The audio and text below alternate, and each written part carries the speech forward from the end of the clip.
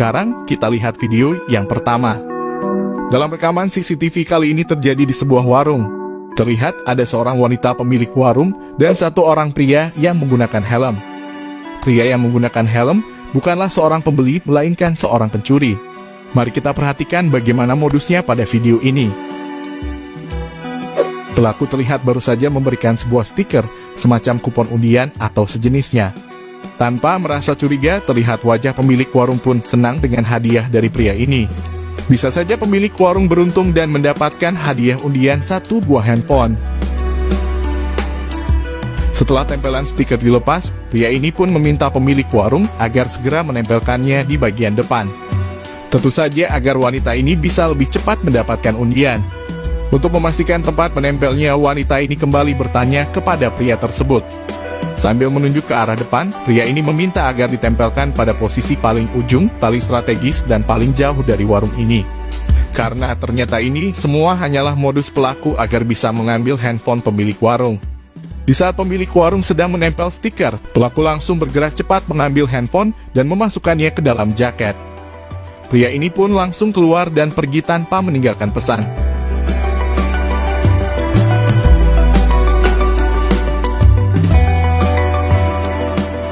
Sekarang, kita berpindah pada video lainnya. Pada video kedua, terlihat ada seorang anak kecil yang sedang sibuk memegang handphone. Entah karena apa, tapi mungkin juga karena sedang menonton channel YouTube ini. Kemudian anak kecil ini meletakkan handphonenya di atas kursi, lalu pergi ke arah luar.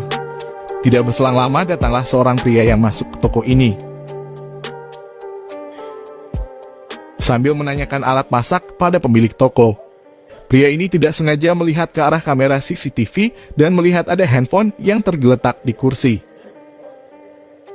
Melihat adanya handphone, pria ini dengan sengaja menutupinya dengan helm yang ia bawa.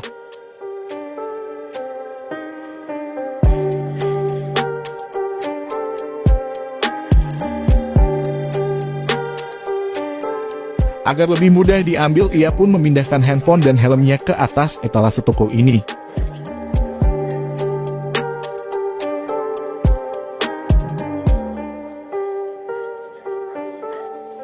Melihat si anak sudah kembali sambil membawa mainan baru, pria ini langsung mengalihkan dengan meminta pilihan barang yang lainnya. Ketika pemilik toko mengambil barang yang lain, pria ini langsung mengambil handphone dan pergi dengan cepat. Sedangkan si anak ini tidak menyadari handphonenya sudah hilang.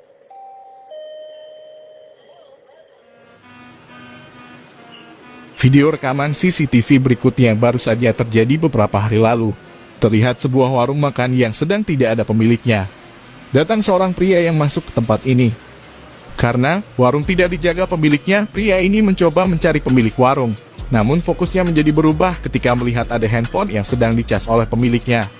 Tanpa berpikir panjang, pria ini langsung mengambil handphone dan langsung bergegas keluar dari warung makan ini.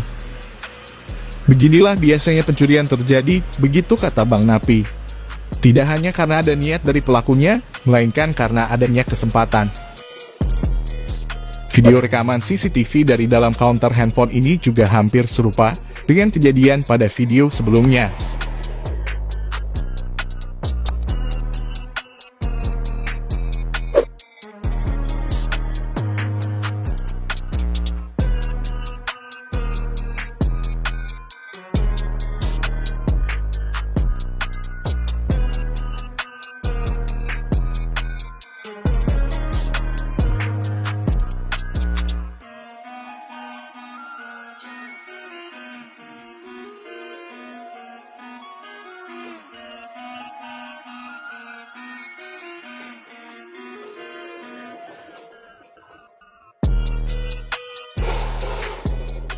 Video kali ini terjadi pada malam hari di sebuah tempat makan.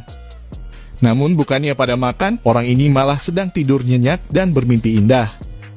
Kemudian terlihat seorang kalong yang datang ke tempat ini.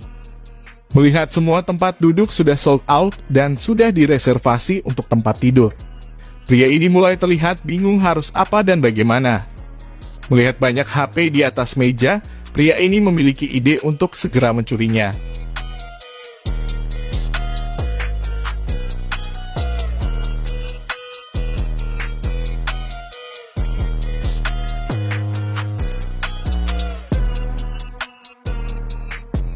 Sebelum mengambil barang-barangnya, pria ini menatapi wajah demi wajah orang-orang ini.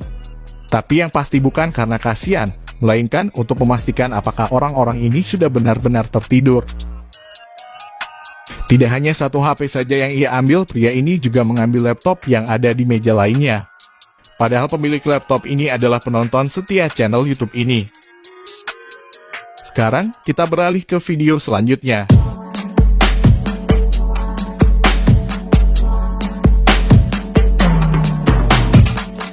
Pada video yang terakhir kita akan melihat komplotan yang sudah terlatih, di mana satu orang bertugas mengalihkan perhatian.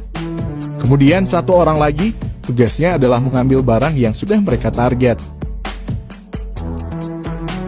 Seperti biasa, satu orang secara terus-menerus membuat kita sibuk, sedangkan satu orang lain terus mencari celah dan cara untuk mengambil barangnya. Jika Anda memiliki usaha counter handphone atau toko-toko sejenisnya, sebaiknya kunci dan tempatkan barang-barang yang lebih mahal di bagian belakang Anda. Setidaknya cara ini sedikit membuat barang menjadi lebih aman karena sedikit saja kita lengah. Lihatlah apa yang komplotan pencuri seperti ini lakukan.